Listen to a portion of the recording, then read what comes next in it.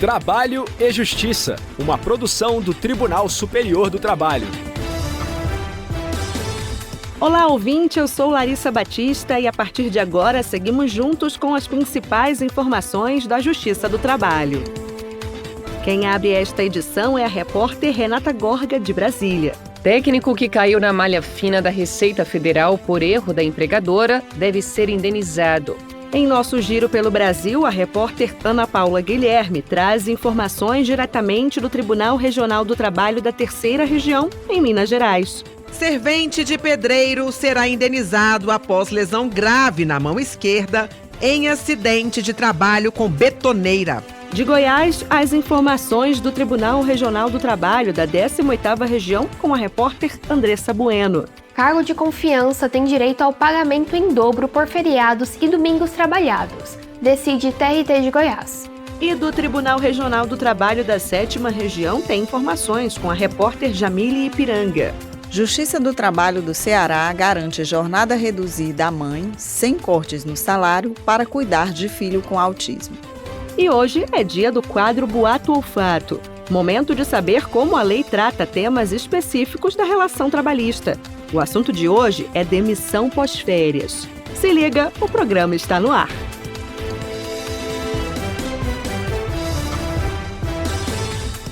A seção 1 de dissídios individuais do TST condenou uma fundação, em Porto Alegre, a indenizar um trabalhador. A empregadora declarou à Receita Federal valor incorreto sobre os rendimentos do empregado. As informações com a repórter Renata Gorga. Na ação trabalhista, o técnico científico administrador afirmou que foi notificado pela Receita Federal em 2009. O homem contou que foi até a Secretaria da Receita para apresentar a defesa administrativa e descobriu que a instituição para a qual ele trabalhava, a Fundação Gaúcha do Trabalho e Ação Social, de Porto Alegre, no Rio Grande do Sul, havia informado ao fisco valores salariais superiores aos que ele tinha recebido. O empregado também afirmou que a empregadora demorou a corrigir as informações prestadas, para então solucionar o erro. Segundo ele, os valores a mais que haviam sido retidos na fonte não foram restituídos. O processo foi julgado pela seção 1 de dissídios individuais do TST.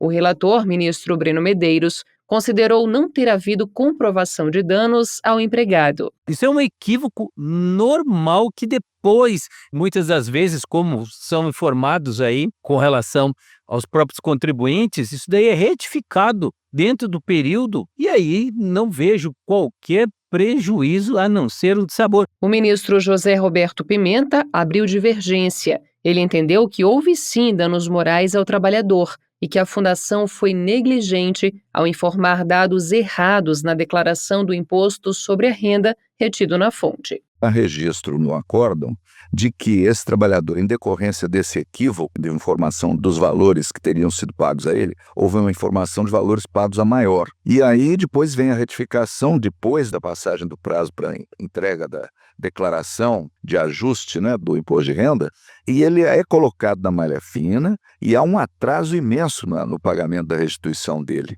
Então, me parece que não é só um equívoco com todas as vênias, porque há comprovação e registro de dano. O ministro Pimenta acrescentou que, devido à situação, o empregado sofreu abalos de ordem psíquica e emocional e que, quando o técnico entrou com a ação trabalhista, ainda não tinha recebido a restituição. A maioria do colegiado seguiu o voto divergente e o ministro Breno Medeiros ficou vencido. Assim, o empregado deve receber da Fundação Gaúcha do Trabalho e Ação Social R$ 5.500 de indenização por danos morais. Ainda cabe recurso. Giro pela Justiça do Trabalho. Em Minas Gerais, a Justiça do Trabalho determinou o pagamento de indenização a um trabalhador que sofreu grave lesão na mão esquerda ao realizar a lubrificação das engrenagens de uma betoneira na obra em que prestava serviço. A repórter Ana Paula Guilherme tem as informações. Foi determinada a indenização por danos morais e estéticos, no total de R$ 56.800, além da indenização por danos materiais, em forma de pensionamento. Segundo o perito, a máquina não possuía barreiras físicas de proteção e sensores que impedissem o acesso da mão às engrenagens. Com o acidente, o servente passou por cirurgia com colocação de pinos. Ficou internado por 1 semana e permanece afastado do trabalho. Para a juíza titular da Vara do Trabalho de São Sebastião do Paraíso, Adriana Farnese Silva, os empregadores não observaram as diretrizes da norma regulamentadora número 12 do Ministério do Trabalho e Emprego. Por terem submetido o trabalhador a condições inseguras, deverão reparar os danos ocasionados. Em grau de recurso, os julgadores da 6ª turma do TRT de Minas confirmaram a sentença. Seguindo tese do TST, a primeira turma do TRT de Goiás decidiu que empregado em cargo de confiança também tem direito à remuneração em dobro pelos dias de repouso e feriados trabalhados, sem compensação. Os detalhes com a repórter Andressa Bueno. Antes dessa definição, havia divergência na Justiça sobre esses pagamentos. O entendimento era que, por não terem controle da jornada, esses empregados não teriam o direito que agora é garantido. O novo posicionamento reconhece que o repouso semanal é um direito de todos os trabalhadores. O caso analisado envolve um subgerente de uma pousada de Formosa, cidade do interior de Goiás. A empresa recorreu alegando que ele não tinha direito à remuneração adicional, justamente por ser um cargo de gestão. O relator, desembargador Mário Bottazo, concordou que o cargo de gerente não está sujeito ao controle de horas. No entanto, ele reforçou que o direito ao pagamento em dobro existe quando o trabalhador não tira sua folga. Embora o TRT de Goiás tenha reconhecido o direito, o pagamento em dobro foi afastado nesse caso. Os desembargadores entenderam que o gerente não conseguiu provar que trabalhava de forma habitual nos dias de descanso. Ou seja, o direito é reconhecido, mas é essencial provar que houve trabalho nos dias de repouso. Uma importante decisão da Justiça do Trabalho do Ceará reforça a proteção integral à criança e à família. Uma funcionária de instituição financeira conseguiu na Justiça o direito de reduzir a jornada de trabalho para acompanhar o tratamento do filho autista. Quem traz os detalhes é a repórter Jamile Ipiranga. A Justiça do Trabalho do Ceará deu uma importante vitória a uma funcionária da Caixa Econômica Federal. A decisão garante que a empregada tenha sua carga horária de trabalho reduzida em 35%, sem qualquer corte no salário ou necessidade de compensar as horas. O objetivo da sentença é permitir que a mãe dedique o tempo necessário aos cuidados do filho, que foi diagnosticado com o transtorno do espectro autista. A decisão foi proferida pelo juiz Ronaldo Solano Feitosa, da 3ª Vara do Trabalho de Fortaleza. O magistrado considerou que a redução de 25%, já oferecida pela empregadora, era insuficiente para atender o cronograma intenso de terapias da criança.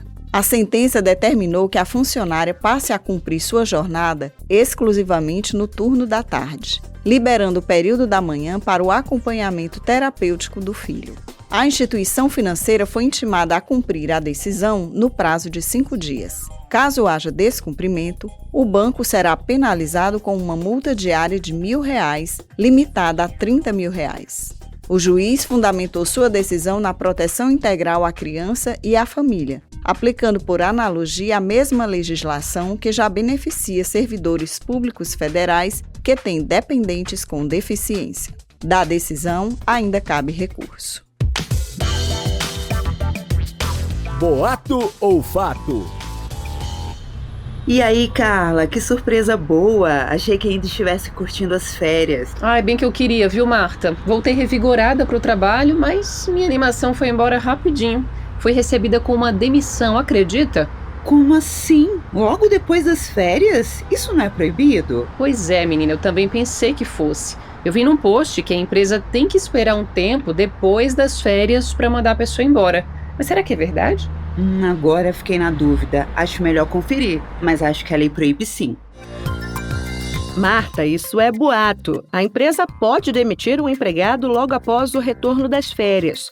A consolidação das leis do trabalho não estabelece nenhum período de proteção contra a despedida após o retorno às atividades. O que a lei proíbe é a demissão durante as férias, porque nesse período o contrato de trabalho está suspenso. Agora, existem situações especiais em que há estabilidade no emprego, como em casos de gravidez, acidente de trabalho ou participação na Comissão Interna de Prevenção de Acidentes e de Assédio, a CIPA. Além disso, acordos e convenções coletivas podem prever períodos de estabilidade diferentes.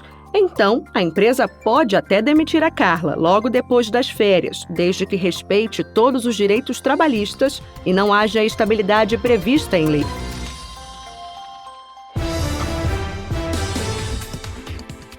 A edição de hoje termina aqui. Muito obrigada pela audiência e companhia. Não deixe de participar com sugestões pelas redes sociais. No Facebook e Instagram, o perfil oficial é @tstjus. Se preferir, mande um e-mail para crtv@tst.jus.br. O Trabalho e Justiça teve apresentação de Larissa Batista, edição de Renata Soares, produção de Ana Luísa Badu e Milene Teixeira, colaboração das estagiárias Ana Neves e Sofia Elizabeth Vieira, supervisão de Patrícia Rezende e trabalhos técnicos de Eduardo Miranda e Rafael Feitosa. O programa é uma produção da Rádio TST, sob a coordenação de Rodrigo Tunholi e a supervisão geral da Secretaria de Comunicação Social do Tribunal Superior do Trabalho. A gente se encontra na próxima edição. Eu espero você. Até lá, tchau! Trabalho e Justiça, uma produção do Tribunal Superior do Trabalho.